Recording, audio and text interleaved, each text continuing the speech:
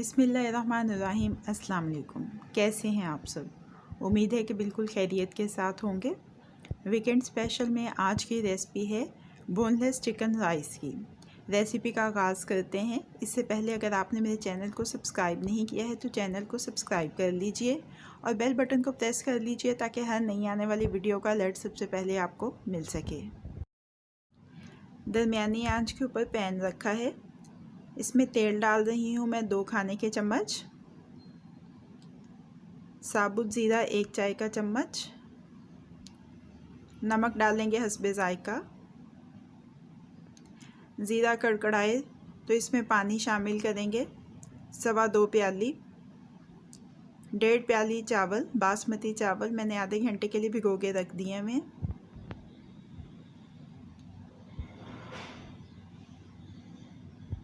पानी में उबाल आ जाए तो इसमें भीगे हुए चावल शामिल कर देंगे।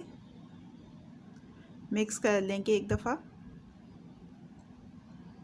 पानी तकरीबन खुश्क होने वाला है। अब इसमें मैं बोनलेस चिकन करी शामिल कर रही हूँ।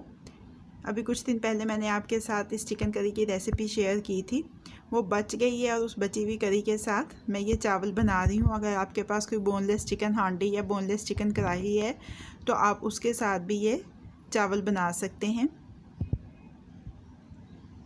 इस करी को हल्का सा मिक्स कर लेंगे चावलों में। अब थोड़ा सा फूड कलर शामिल करना है इसमें, चुटकी भर ज़र्दा रंग या पीला रंग खाने का और चुटकी भर ही खाने का लाल रंग। ढक के 10 से 15 मिनट का दम देंगे चावलों को धीमी आंच के ऊपर। 15 मिनट गुजर चुके हैं, चावल तैयार हो गए हैं। एक दफ़ा अच्छी तरह से हिला के मिक्स कर लेंगे इनको।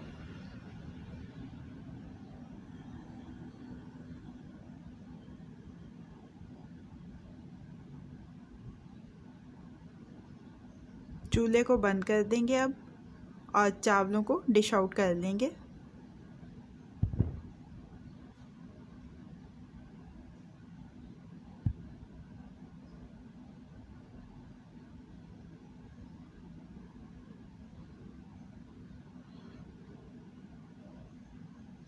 गार्निश कर लेंगे फ्रेंच फ्राइज़ के साथ।